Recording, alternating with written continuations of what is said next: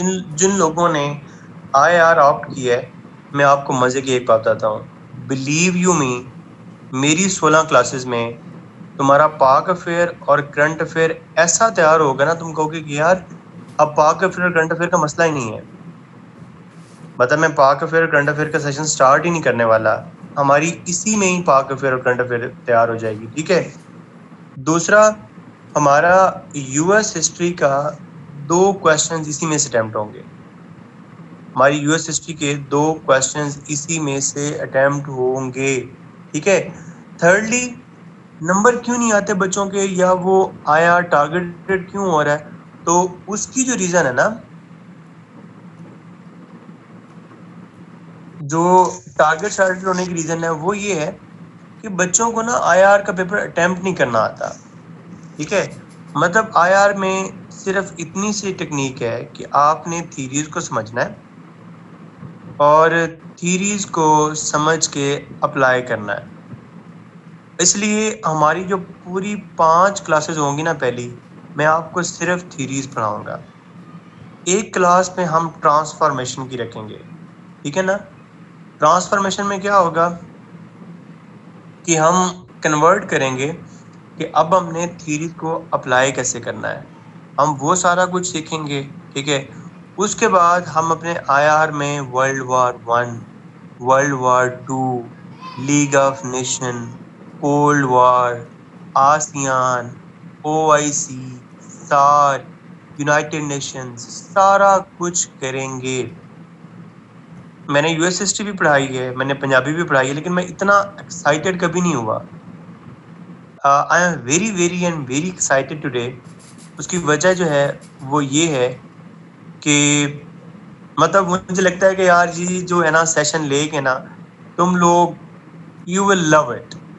मतलब जिन लोगों ने पहले लिया हुआ है, जिन लोगों ने नए जिन लोगों ने ज्वाइन किया है, उनके लिए बस यही बात है कि बच्चों you will simply love it. और जो लोग पुराने हैं उनको मुबारकबाद हो मुझसे यार। मतलब I am literally feeling jealous ना, मतलब सेशन स्टार्ट करने से पहले I am literally feeling jealous कि यार तुम लोगों के मजे हो जाएंगे कि यू विल कवर एवरीथिंग। और आखिरी बात बताऊं, आपका जो 60% CSS है, मेरी बात लिख लो, ये आज पहला दिन है और मेरी मेरी बात ये लिख लो कि हमारा 60% of your CSS is IR। Mean with the end of this session you will feel कि we are 60% done। और दूसरी बात ये है कि हमारी पूरी 16 क्लासेस हैं, अल्लाह के बंदो 16 क्लासेस, ठीक है। और आपको पता ब्रेक श्रेक वाला तो अपना हिसाब होता ही नहीं है, तो लगातार 3-3 घंटे की क्लासेस होंगी। We will cover everything. और मजे की बात, हम जो इकोनॉमिक कंसेप्ट पढ़ेंगे, mercantilism, trade rivalry, trade deficit, trade growth, और उसके बाद tariff, non tariff, why there is no trade, what can measures be taken to improve the trade and all that. मतलब इकोनॉमी की भी हर चीज हम इसी के अंदर पढ़ेंगे। और इंटरेस्टिंग बात ये है कि मैं अल्लाह की जात से डर के कह रहा हूँ कि हम IR पढ़ेंगे, और जिन तुम्हारे दोस्तों ने पॉलिटिकल साइंस रखा हुआ है, सिवाय फिलोसफर्स के, हम रिपीटिंग, हम IR पढ़ेंगे, और जिन तुम्हारे दोस्तों ने पॉलिटिकल साइंस रखा हुआ है सिवाय फिलोसफर्स के, तुम उनसे किसी भी उनके पॉलिटिकल साइंस के टॉपिक पे बात करना। अगर तुम्हें उनसे ज्यादा ना पता हो तो फिर भाई की बात जो है ना मान के ना कि भाई बस बातें करता है, ठीक है। So I am very very very happy, I am very excited. और अच्छा आज, हाँ 10,000 बहुत कम है। अच्छा आज है ना, जो मैं पहले बात करता था क्लास शुरू करने से पहले, एंड में आज हम पहले करते हैं बुक्स। हम पहले बुक्स डिस्कस कर लेते हैं कि सर बुक्स जो है ना वो कौन सी पढ़नी है, ठीक है। पहले ये बात आज हम कर लेते हैं। अच्छा, IR की ना बहुत सारी बुक्स हैं, ठीक है। There are multiple books of IR। लेकिन मैं आपको ना एक सीधा रास्ता और आसान रास्ता समझाता हूँ। देखो, IR की एक ये बुक है, साथ साथ लिखते जाना, ये बुक है modern world history, mastering modern world history, ये है नॉर्मन लॉ की। लिख ली। ये जो बुक है ये बहुत महंगी है, मतलब कोई मेरे ख्याल में 1800 या पता नहीं 18,000 की पता नहीं इतनी है, लेकिन आपने इसका पायरेटेड वर्जन लेना है, मतलब कॉपी लेनी है आपने इसकी, ओरिजिनल नहीं लेनी, ठीक है ना। आपने इसकी कॉपी लेनी है, आपको इजीली मिल जाएगी, ठीक है। जो इसके अंदर हमारे इवेंट्स होंगे, इवेंट्स को कवर करने के लिए आउटस्टैंडिंग बुक, इवेंट्स को कवर करने के लिए इट इज आउटस्टैंडिंग बुक। उसके बाद एक, लोग आपको कभी भी रिकमेंड नहीं करेंगे, लेकिन मैं आपको रिकमेंड करूंगा, वो इसलिए क्योंकि अगर आप इसको देखो ना, तो इसको देखो कि मैंने इसको कैसे पढ़ा हुआ है ना। इसका मतलब है कि अगर मैंने इसको इतनी डिटेल में पढ़ा हुआ है, तो इसके अंदर कोई तो इम्पोर्टेंट बात होगी ना कि मैंने इसको इतनी डिटेल में पढ़ा हुआ है। तो this book is international relations by Prakash Chandra, ये इंडियन ऑथर है, प्रकाश चंद्र की। ये भी बहुत अच्छी किताब है, ठीक है। उसके बाद ना दो बुक्स हैं, दो बुक्स हैं। अच्छा, अब तुम इनमें से जो मर्जी ले लो, that would be equally beneficial, लेकिन दो बुक्स हैं, उनमें प्रॉब्लम्स हैं। उन बुक्स में, मैं ये नहीं कह रहा उनमें प्रॉब्लम नहीं है, उनमें प्रॉब्लम्स हैं। प्रॉब्लम नंबर 1 क्या है?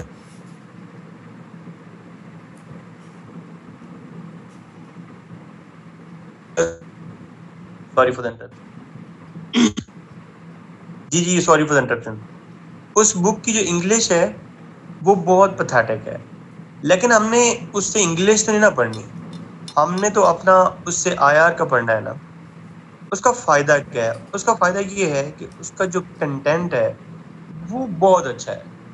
मतलब होता सीएसएस में ये है कि हमें टॉपिक्स नहीं मिल रहे होते और ये वो, उस बुक के अंदर जो कंटेंट है ना वो बिल्कुल ना रेलिवेंट है। उसके अलावा एक और बुक लिखो, trends and transformation in modern world politics.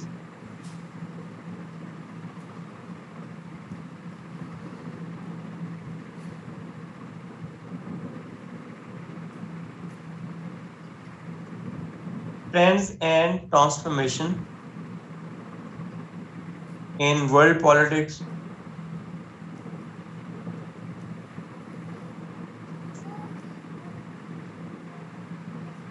ये आपको ऑनलाइन भी मिल जाएगी, ठीक है।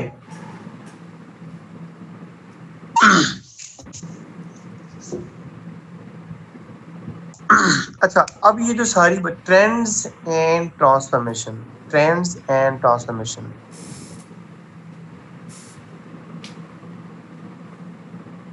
मैं ग्रुप में भी आपको सेंड कर दूंगा। और इंटरेस्टिंग बात ये है कि अभी तक आपसे जितनी भी बातें की हैं वो सारी कारोबारी बातें हैं, ठीक है। वो सारी वो बातें हैं जो आपको हर बंदा बताएगा। ये सारी वो बातें हैं जो आपको ना हर कुत्ता बिल्ला जो ना वो सीएसपी जो बन जाता है, वो आपको बताएगा कि मैंने ये किताब पढ़ी थी, मैंने ये पढ़ा था, मैं वो पढ़ा था।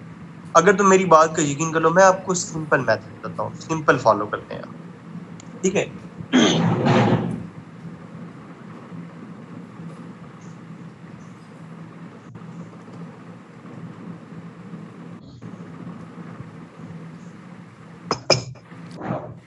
ये ना नोवा की दो बुक्स हैं, एक है पार्ट 1 है और एक है पार्ट 2, ठीक है। अगर तुम मुझसे सजेशन पूछो ना, तो तुम ये दोनों ले लो। इनकी जो इंग्लिश है वो बहुत बुरी है, तुम्हें मल्टीपल गलतियां मिलेंगी, ठीक है। जो सेंटेंस स्ट्रक्चर है वो बहुत पैथेटिक है, बहुत बुरा है। लेकिन इस बुक का जो आईआर का कंटेंट है वो बहुत अच्छा है। मतलब इसमें जो जो कुछ सारा कुछ लिखा हुआ है वो बिल्कुल अकॉर्डिंग टू द सिलेबस लिखा हुआ है। अब आप अगर मुझसे स्ट्रेटजी पूछो, नहीं, मलिका वो JWD की बुक बिंद इंतहाई फजूल है। अगर मुझसे स्ट्रेटजी पूछो आप, तो मैं आपको स्ट्रेटजी ये बताता हूँ कि तुम ये दो बुक्स मंगवा लो, ऑनलाइन नोवा की अवेलेबल है, ये बुक्स मंगवा लो, ठीक है। और जो तुम्हारे कंसेप्ट्स हैं, बच्चे अच्छी तो फिर सारी ही है ना, गोल्डस्टीन की भी बहुत अच्छी है, पाल्मर पर्किंस की भी बहुत अच्छी है, ठीक है ना, ये सारी तो है ही बहुत अच्छी। मैं अपनी बात को रिपीट कर रहा हूँ। जो जो है ना आपकी इंटरनेशनल ऑथर्स की, वो तो सारी अच्छी है, इंटरनेशनल ऑथर्स की तो सारी ही अच्छी हैं। लेकिन अगर तुमने नेशनल ऑथर्स की पढ़नी है ना, तो मैं तुम्हें कहूंगा कि तुम ये नोवा की 2 बुक्स ले लो, नोवा IR1 और IR2। अब अगर दूसरी बात पे आते हैं, अगर तुम इसको फॉलो करो, सही तरह जिसको फॉलो करना कहते हैं, अगर तुम मेरे लेक्चर्स को प्रॉपर नोट कर लोगे, मतलब मैं, तुम्हें पता है ना कि ये लेक्चर सेंड भी करता हूँ तुम लोगों को, अब मैं सेंड भी करूंगा, और अगर तुम मेरे लेक्चर्स को प्रॉपरली अब्जॉर्ब कर लेते हो और उसके ऊपर थोड़ा सा फ्रेमवर्क, थोड़ा सा होमवर्क कर लेते हो ऑनलाइन, मैं रिपीट कर रहा हूँ, अगर तुम सारे मेरे लेक्चर्स ले लेते हो और उनको थोड़ा सा ऑनलाइन रिपीट कर लेते हो, तो that would be a wonderful option. Repeat मेरे लेक्चर्स, उनको ऑनलाइन रिपीट कर लो, that would be wonderful option. Books लेनी है, अगर नेशनल बुक्स लेनी है मतलब एकेडमीज की, तो ये नोवा की 2 बुक्स बहुत अच्छी हैं। इंटरनेशनल ऑथर्स की सारी बुक्स अच्छी हैं, वर्ल्ड ट्रांसफॉर्मेशन है, ग्लोबल पॉलिटिक्स है, सारी बहुत अच्छी हैं, लेकिन उनका मसला एक है कि वो लेंथी बहुत है, और लेंथी होने के साथ साथ उनका मसला ये है कि वो पढ़ना थोड़ा मुश्किल है उनका, ठीक है, उनको थोड़ा पढ़ना मुश्किल है, ठीक है, तो ये तुम्हें मसाइल आएंगे। बाकी इंटरनेशनल बुक्स बहुत अच्छी हैं, ठीक है। ऑनलाइन इस तरह है ना कि जैसे मैंने आपको बता दिया, लेक्चर लिया करेंगे, आप उस टॉपिक को थोड़ा सा आपने नेट पे सर्च करना है, और इंटरनेट पे इतनी भी जो है ना वो कहीं ना कहीं मल्टीपल जगह पे ये अवेलेबल होंगे, ठीक है, और वहां पे आप जाके इजीली किसी जगह पे भी कर सकते हो।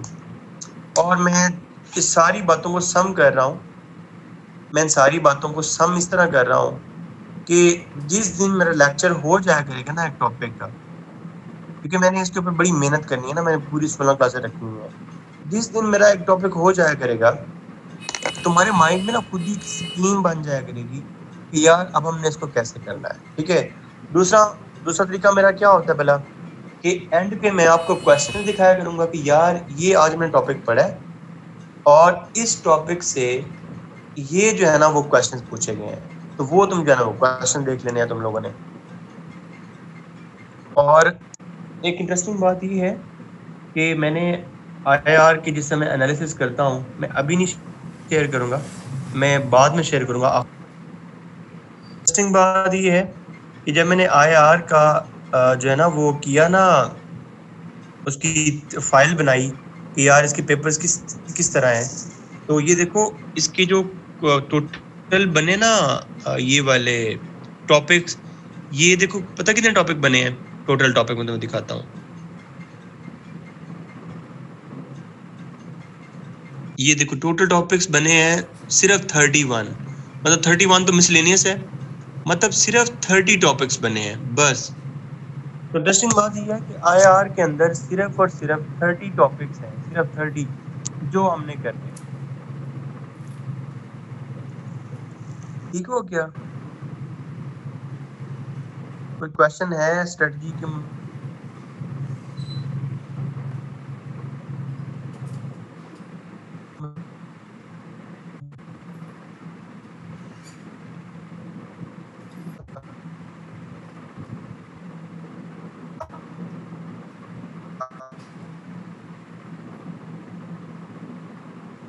सॉरी, तो डिस्टॉर्शन आ गई थी।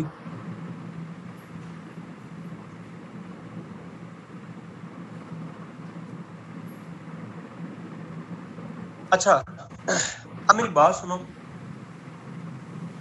यार मुझे ना थोड़ा मजा नहीं आ रहा, क्योंकि ये जो लेक्चर है ना, इस तरह ये मेरी बकवास ना बिल्कुल बोरिंग हो गई है। थोड़ा सा हम पढ़ें आज, थोड़ा सा पढ़ें, ताकि तुम्हें पता तो चले ना कि सर ने कितना अच्छा ये लेक्चर्स तैयार किए हैं। थोड़ा सा पढ़ें, चलो थोड़ा सा पढ़ते हैं, फिर उसके बाद तुम्हें खुद ही अंदाजा हो जाएगा कि यार we are okay with this यार, क्योंकि ना मुझे ये बातें करना नहीं आती, मैं इसमें फेल हूँ, पढ़ाना अलबत्ता बहुत अच्छा आता है। हम थोड़ा सा पढ़ते हैं ताकि फिर हमें आइडिया हो जाएगा कि क्या है।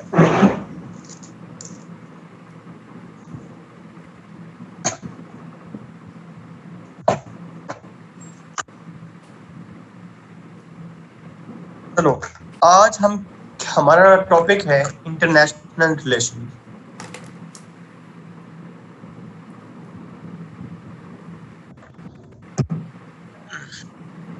हमारा टॉपिक है इंटरनेशनल रिलेशंस, और मैं अल्लाह की ज़ात से डर के कह रहा हूँ कि मैं अपने बेटों को इस तरीके से आईआर की डेफिनेशन पढ़ाऊंगा ना कि मौत तो आ सकती है लेकिन डेफिनेशन कभी नहीं भूलेगी। ये वादा तुम लोगों से। मर तो तुम सकते हो लेकिन तुम्हें डेफिनेशन कभी नहीं भूलेगी। आईआर, ठीक है? बेटियों को भी इसको ना ऐसे कर लो, थोड़ा सा इसको ऐसे कर लो, पेज को ना पोर्ट्रेट कर लो, और हम आईआर की डेफिनेशन खुद ही बनाते हैं हम आईआर की डेफिनेशन। हमने पढ़ना है, रिलेशंस पढ़ने हैं हमने, ठीक है? किस लेवल पे पढ़ने हैं हमने? इंटरनेशनल लेवल पे पढ़ने हैं। अभी तक हमें यही पता है ना, अभी तक हमें यही पता है कि हमने रिलेशंस पढ़ने हैं। कहाँ पे पढ़ने हैं? इंटरनेशनल लेवल पे हमने रिलेशंस पढ़ने हैं। अब तुम लोग खुद सोचो कि दो पड़ोसी हैं, अगर उनके दरमियान कोई रिलेशंस हैं, तो दो पड़ोसी हैं अगर उनके दरमियान कोई रिलेशन है तो वो रिलेशन इनके घरों के दरमियान होंगे ना। हम ये कहेंगे कि यार इस घर के साथ ताल्लुकात हैं। बच्चों मैं राबिया, मैं दोबारा भी बुक्स का बता दूंगा, अभी फोकस करो। हम पढ़ रहे हैं इंटरनेशनल रिलेशंस, ठीक है? और मैंने तुम्हें ये बताया कि अगर दो घरों के दरमियान रिलेशंस हैं, दो चीज़ों के दरमियान, दो एंटिटीज के दरमियान रिलेशनशिप है, तो हमने कहा कि दो घरों के दरमियान रिलेशनशिप है।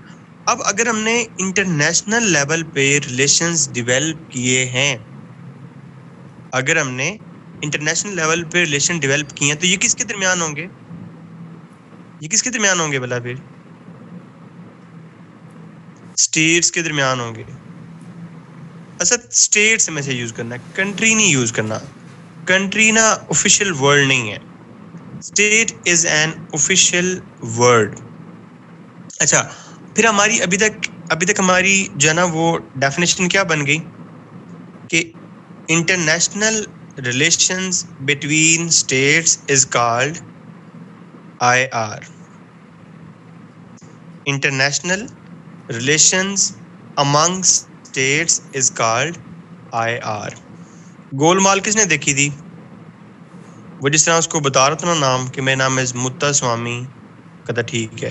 कहता मुत्ता स्वामी गुत्ता स्वामी, कहता ठीक है। कहता मुत्ता स्वामी गुत्ता स्वामी वेणुगोपाल आई हम। इसी तरह हमने ना ये भी आज पढ़ना है। पहले देखो, relations, international relations among states is called IR. चलो दमाल थी। International relations among states is called IR. अब मुझे ये बताओ कि इंटरनेशनल लेवल पे क्या सिर्फ स्टेट्स के रिलेशन होते हैं, किसी और के नहीं होते? यूएन भी रिलेशनशिप डेवलप करती है।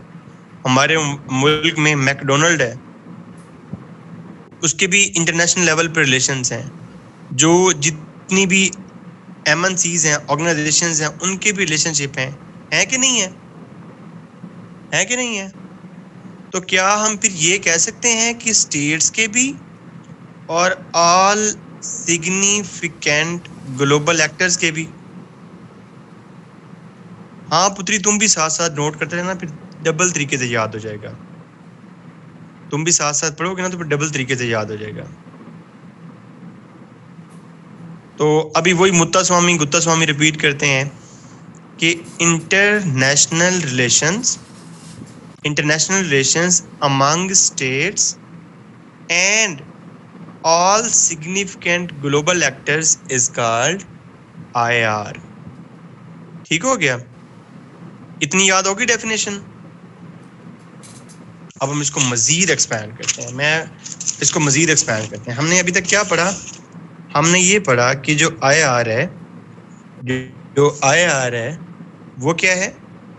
वो रिलेशंस है, ऐसे ही है। हमने फिर क्या पढ़ा कि वो रिलेशंस किस लेवल पे हैं? वो रिलेशंस हैं इंटरनेशनल लेवल पे, ऐसे ही पढ़ा हमने।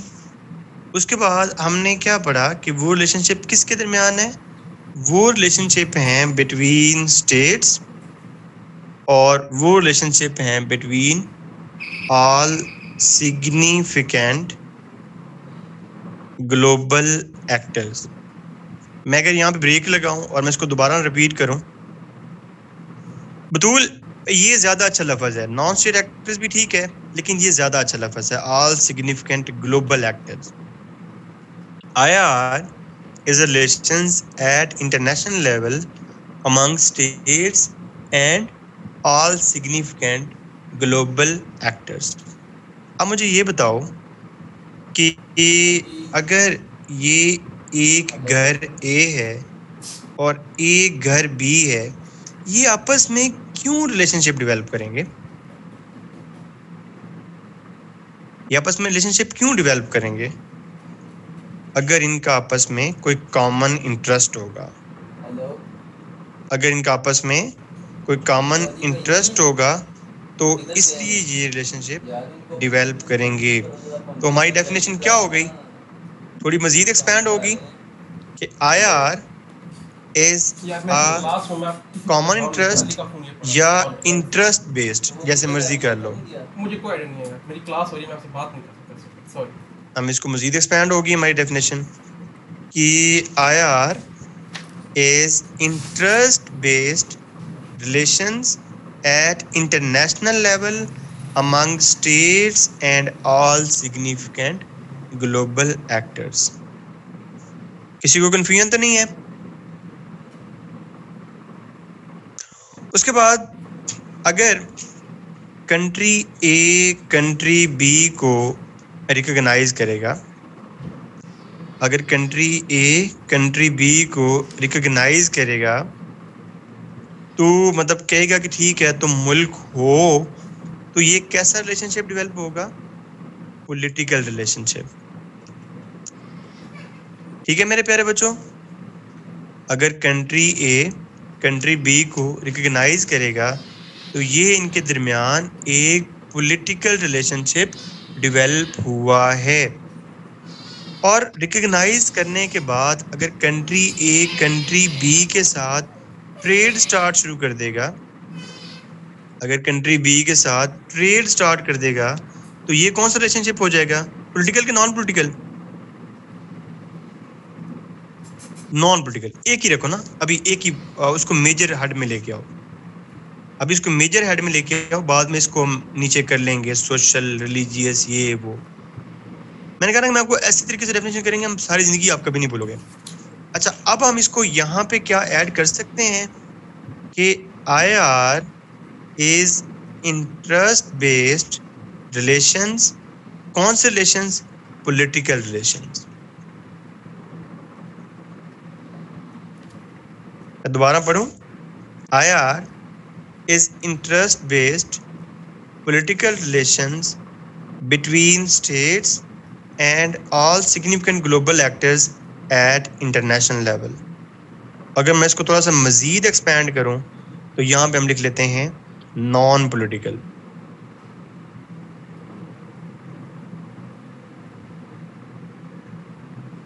और अब इन चीज़ों को आप लोग अंडरलाइन कर लो, ये हो गया और ये हो गया, उसके बाद एक हमारे पास ये हो गया, एक हमारे पास ये चीज़ आ गई, और हमारी एक डेफिनेशन में कितनी चीज़ें आ गई? 1 2 3 4 5 6 7 और 8, चलो इसको 5 ही कह लो। अब इसको देखो, IR is interest based political and non-political relations at international level among states and all significant global actors। अब ये रट्टा लगाने की जरूरत है? कोई इसमें कंफ्यूजन है?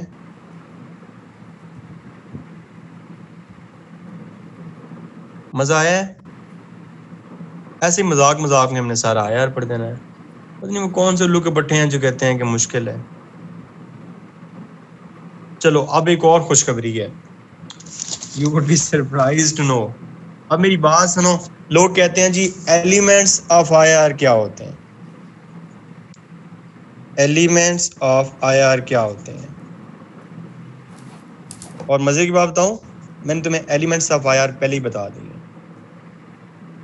मैंने तुम्हें एलिमेंट्स ऑफ आईआर पहले ही बता दिए हैं।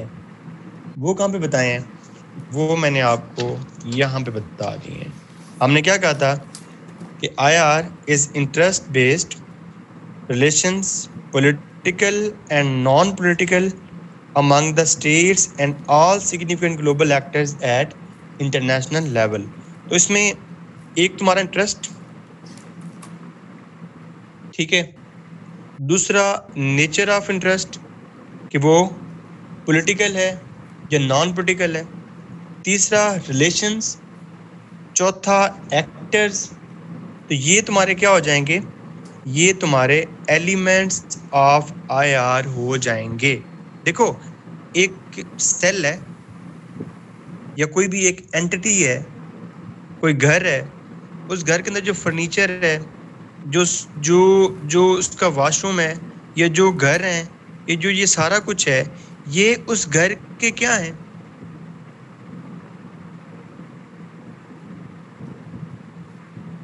ये उस घर के क्या होंगे, एलिमेंट्स होंगे ना। अगर एक घर है तो उस घर के अंदर जितनी भी एंटिटीज हैं वो उस घर की क्या हो जाएंगे, वो उस घर के क्या हो जाएंगे, वो उस घर के एलिमेंट्स हो जाएंगे। अगर हमने आईआर की डेफिनेशन पढ़ी और आईआर को जितनी चीजें मिलकर बना रही हैं, आईआर को जितनी चीजें मिलकर बना रही हैं वो क्या हो जाएंगे, एलिमेंट्स ऑफ आईआर हो जाएंगे। मेरे पुत्र अभी तो मैंने बताया ही नहीं एलिमेंट्स, मैं अपने बच्चों को कहा ना कि एक एक चीज बताऊंगा, अभी तो मैंने लिखी नहीं आईआर, अभी तुम्हें एक कंसेप्ट दिया है कि एलिमेंट्स ऑफ आईआर को रटा लगाने की जरूरत नहीं है। इसी डेफिनेशन से हमने एलिमेंट्स ऑफ आईआर निकालने हैं। तुम्हें एलिमेंट्स की रटा लगाने की जरूरत नहीं है, हमने इसी से निकालने हैं। Is it clear? अब निकालो ना, जैसे आपने कहा कि जी element 1, element 2, element 3, element 4, element 5। Element 1 तुमने क्या निकाला कि इंटरेस्ट। इंटरेस्ट क्या है मुल्कों का आपस में? या बच्चों एक मिनट,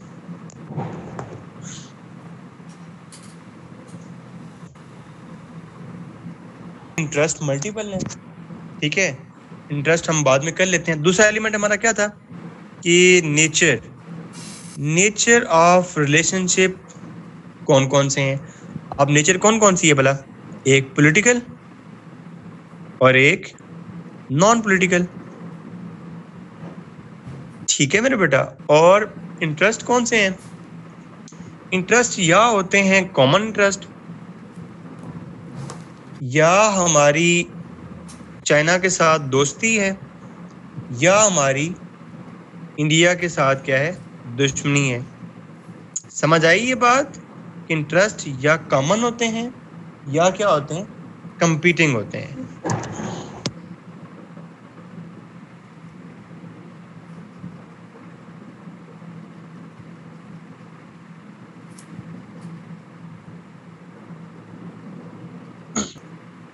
इंटरेस्ट या कॉमन होते हैं या कंपीटिंग होते हैं। नेचर या पॉलिटिकल होती है या नॉन पॉलिटिकल होती है। और तीसरी चीज हमने क्या पढ़ी, रिलेशंस। अब मुझे ये बताओ कि रिलेशंस कौन से होते हैं, या हार्मनी होती है या क्या होता है, या क्या होता है, कॉन्फ्लिक्ट होता है, ठीक है। और एक्टर्स हमारे पास कौन से हैं, एक्टर्स हमारे पास कौन से हैं, या स्टेट एक्टर्स हैं या फिर दूसरे जो पहले बच्ची कह रही थी, चलो उसकी बात मान लेते हैं, या नॉन स्टेट एक्टर्स होते हैं। और पांचवा जो एलिमेंट है वो है उसका लेवल ऑफ एनालिसिस। ये लेवल ऑफ एनालिसिस को मैं आगे पूरा एक्सप्लेन करने वाला हूँ। Level of analysis. अब मुझे ये बताओ कि आईआर की डेफिनेशन कभी भूलेगी? नो। ये कभी भूलेंगे? अब तुम्हें अंदाजा हो रहा है मैं क्यों एक्साइटेड था? मैं बहुत एक्साइटेड हूँ यार आईआर को पढ़ाने के लिए ना, because IR is my favourite subject. अच्छा, अब हम देखते हैं लेवल ऑफ एनालिसिस को।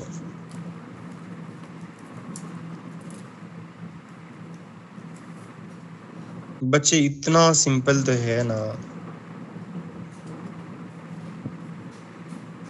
रिदा आईआर की डेफिनेशन पुत्र 4 दफा तो रिपीट की है कि IR is interest based relations. IR interest based relations, political relations and non-political relations between states and all significant global actors at international level। और फिर बाद में तुम्हें इसका ये बता दिया है, ये इसके वो बता दी हैं आप लोगों को एलिमेंट्स। और अब मैं आपको थोड़ा सा ये बता देता हूँ कि लेवल ऑफ एनालिसिस क्या होता है। लेवल ऑफ एनालिसिस कोई बस लफ्ज़ ही मुश्किल है, कोई मुश्किल नहीं है, ठीक है। लेवल ऑफ एनालिसिस 3 होते हैं। एक होता है इंडिविजुअल लेवल ऑफ एनालिसिस, एक होता है individual level of analysis. How conflict causes the international relations does not impede the relation with conflicting country। नहीं, बिल्कुल भी नहीं, ऐसा नहीं है। देखो, अगर पाकिस्तान की इंडिया के साथ दुश्मनी है, पाकिस्तान की, ये बच्चों बड़ी मजेदार बात पूछी है रहीम यार खान वालों ने कि क्या जो है वो कंपटीशन किसी के साथ या किसी के साथ ताल्लुकात ना होना, क्या ये आईआर को डेवलप करता है या नहीं करता? ये बड़ा मजेदार क्वेश्चन है। देखो, क्या वो कहता है कि किसी के साथ रिलेशनशिप का ना होना, क्या ये आईआर को डेवलप करता है या नहीं करता? तो इसकी खूबसूरत सी बात ये है, मुझे ये बताओ कि अगर हमारे इंडिया के साथ रिलेशनशिप नहीं है तो क्या हमारा उनके साथ आईआर डेवलप हो रहा है कि नहीं हो रहा? हमारा हो रहा है। हमारा उनके साथ नफरत का रिश्ता है, लेकिन उनके साथ रिश्ता है। चाइना का यूएसए के साथ मसाइल हैं। रिलेशनशिप एज सच ऑब्वियस नहीं है, लेकिन क्या ये आईआर के अंदर आएगा कि नहीं आएगा? आईआर के अंदर आएगा। क्यों? क्योंकि उनके दरमियान कंपीटिंग इंटरेस्ट है। समझ आ गई बात? क्लियर?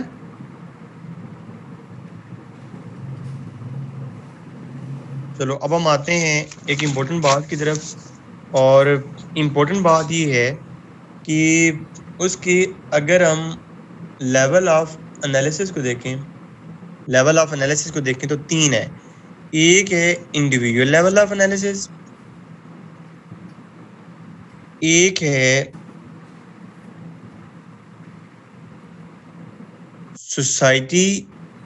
सोसाइटल लेवल या डोमेस्टिक लेवल ऑफ एनालिसिस, और एक है ग्लोबल लेवल ऑफ एनालिसिस। ये मैं आपको छोटी सी मिसाल के साथ बता दूंगा। मैं आपको कहता हूं कि अगर हिटलर की वजह से वर्ल्ड वॉर 1 हुई, और जब तुम वर्ल्ड वॉर 1 को फिर हिटलर की वजह से पढ़ रहे होगे, मैं कहता हूं कि हिटलर की वजह से वर्ल्ड वॉर 1 हुई, सॉरी वर्ल्ड वॉर 2 हुई हिटलर की वजह से, और जब तुम वर्ल्ड वॉर 2 को हिटलर के कंटेक्स्ट में पढ़ रहे होगे तो वो कौन सा लेवल ऑफ एनालिसिस होगा?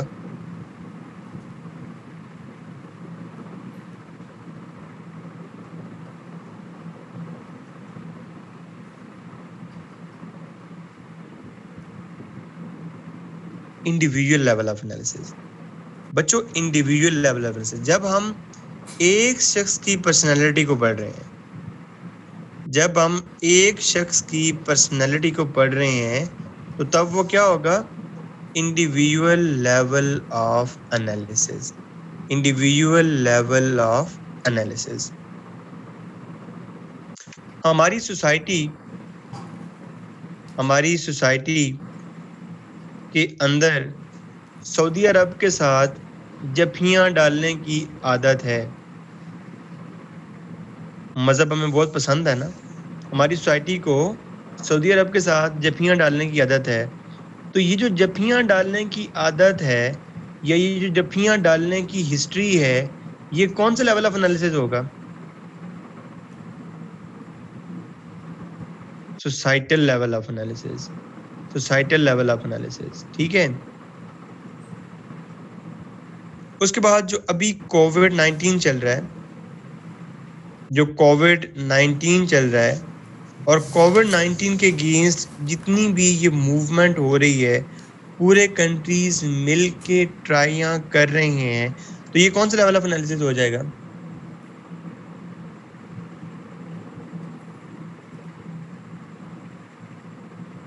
Global level of analysis. अब मैं तुम्हारा थोड़ा सा इम्तिहान ले लूं,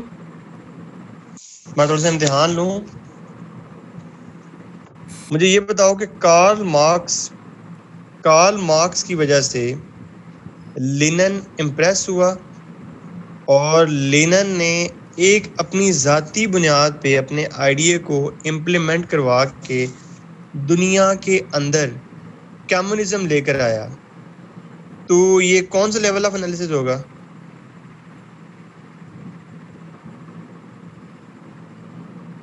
इंडिविजुअल लेवल ऑफ एनालिसिस। शाबाश, वेरी गुड, ठीक है। उसके बाद अमेरिकन सोसाइटी कैपिटलिस्ट थी कि कम्युनिस्ट थी? अमेरिकन सोसाइटी कैपिटलिस्ट थी कि कम्युनिस्ट थी?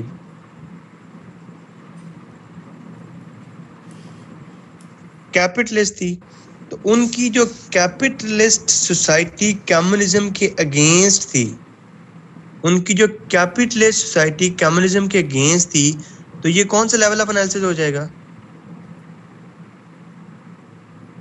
Societal level of analysis. और उस अगेंस्ट होने की वजह से जो पूरे दो ब्लॉक्स बन गए, एक वेस्टर्न ब्लॉक और एक ईस्टर्न ब्लॉक। तो जब हम उन ब्लॉक्स की स्टडी कर रहे होंगे, तो उसको फिर हम क्या कहेंगे? वो किस लेवल का एनालिसिस होगा?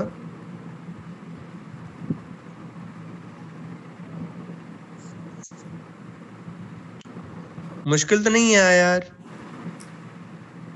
आसान है।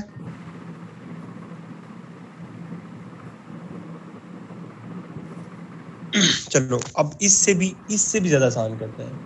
मैं अपने बच्चों के लिए इससे भी ज्यादा आसान करता हूँ। देखो, अभी तक हमने क्या पढ़ा है? अभी तक बच्चे, आगे भी सारी आसान है। अभी तक हमने क्या पढ़ा? आईआर की डेफिनेशन पढ़ी। उसके बाद हमने क्या पढ़े? एलिमेंट्स पढ़े, ठीक है। उसके बाद हमने क्या पढ़ना है? अब उसके बाद हम सिर्फ एक चीज देखते हैं, हम इसको देखते हैं कि इसके अंदर एक्टर्स कौन से होते हैं। कौन कौन से हैं? अब मुझे ये बताओ कि हमने एक्टर्स कौन कौन से देखे हैं? हमने दो देखे। कौन कौन से? स्टेट और नॉन स्टेट, ठीक है।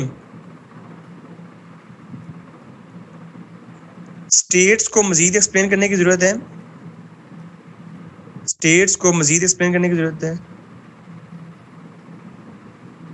नहीं, स्टेट मतलब स्टेट, जैसे पाकिस्तान है, इंडिया है, स्टेट मीन स्टेट। हाँ, अलबत्ता नॉन स्टेट एक्टर्स को मजीद एक्सप्लेन करने की ज़रूरत है। अब नॉन स्टेट एक्टर्स में क्या आता है भला? नॉन स्टेट एक्टर्स में क्या आता है भला?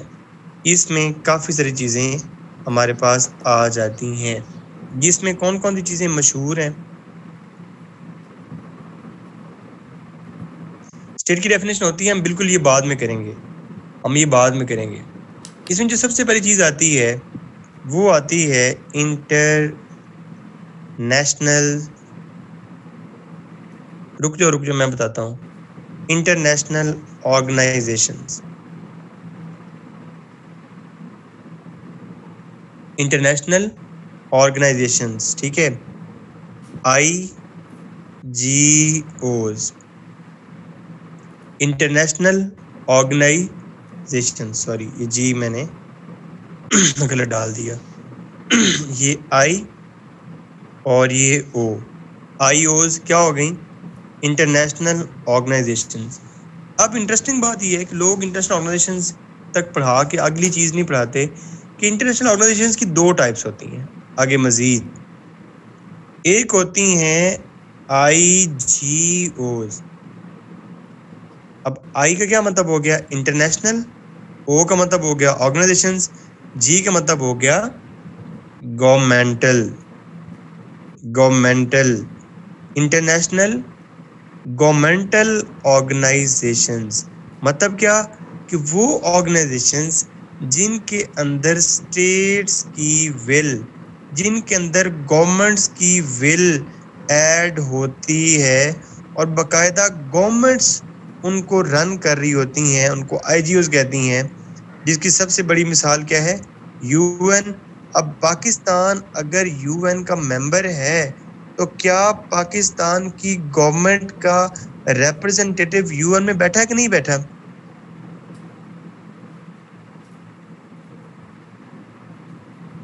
बैठा है। तो ऑर्गेनाइजेशंस की दो टाइप्स होती हैं, एक होती हैं इंटरनेशनल गवर्नमेंटल ऑर्गेनाइजेशंस और एक होती हैं इंटरनेशनल नॉन गवर्नमेंटल ऑर्गेनाइजेशंस।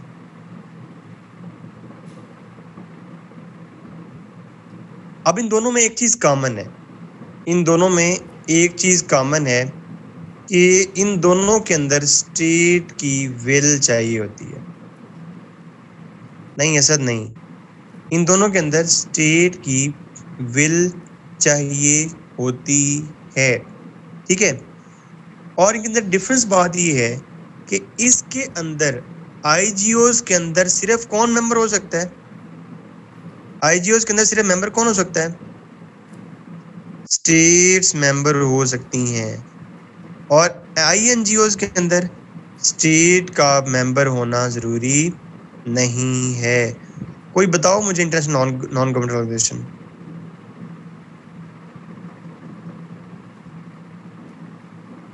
जैसे कि Red Cross, World Wide Fund, Amnesty international.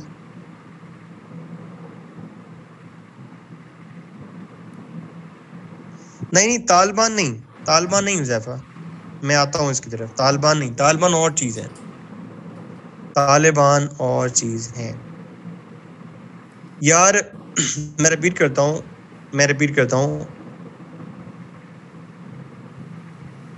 Interest, non state actors,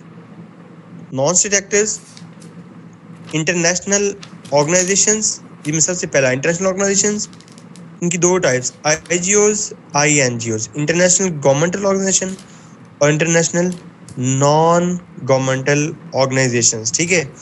अब गवर्नमेंटल ऑर्गेनाइजेशन में स्टेट्स की विल होती है, दो या दो से ज्यादा स्टेट्स इन्वॉल्व होती हैं और इनकी एस्टेब्लिशमेंट को, इसके सिस्टम को चलाने के लिए वहां पे स्टेट रिप्रेजेंटेटिव्स होते हैं, ठीक है।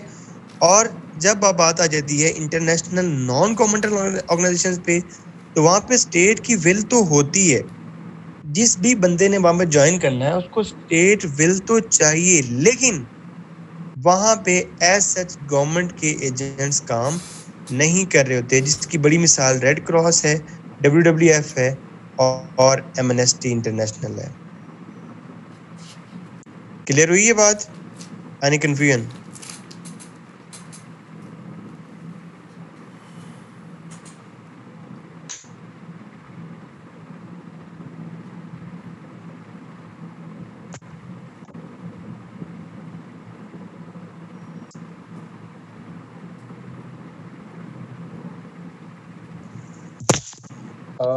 यार बच्चों एक बैड न्यूज़ है।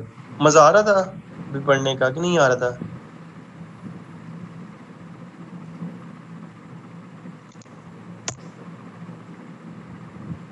यार मुश्किल तो नहीं है?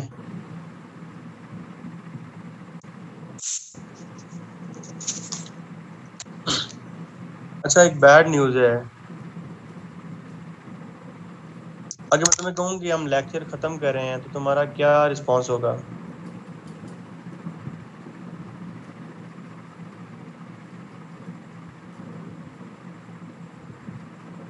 और उसके बाद अगर मैं कहूँ कि हमारा अगला लेक्चर 24 को होगा तो फिर तुम्हारा क्या रिस्पॉन्स होगा?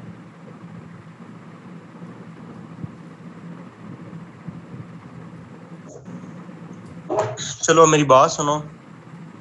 आई am very very very very very very very sorry. ठीक है, मैं ऐसा बंदा बिल्कुल भी नहीं हूँ कि जो एक कमिटमेंट करे और उसको पूरा ना करे। लेकिन मेरे साथ ना दो इश्यूज हो गए हैं। पहला इशू मेरे साथ ये हुआ है कि आज मेरी तबीयत बहुत ज़्यादा ख़राब है। You can see the tablets and you can see the milk of glass जो मैंने अभी लेना है। ठीक है, और तुम्हारे लिए बैड न्यूज़ ये है कि मैं कल कराची जा रहा हूँ। मैं कल कराची जा रहा हूँ। कल मेरी सुबह 11 बजे की फ़्लाइट है।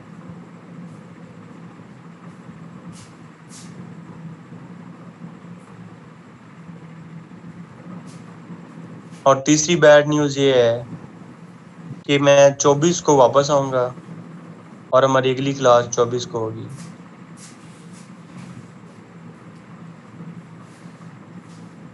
यार तुम लोगों को बुरा तो नहीं लगा मैंने तुम्हें यकदम बताया है? ये तुम्हें दिया इसलिए कि तुम्हें थोड़ा सा टच देना था, थोड़ा सा टच देना था कि मैं तुम्हें आईआर किस तरह पढ़ाऊंगा और तुम्हें मुश्किल लगे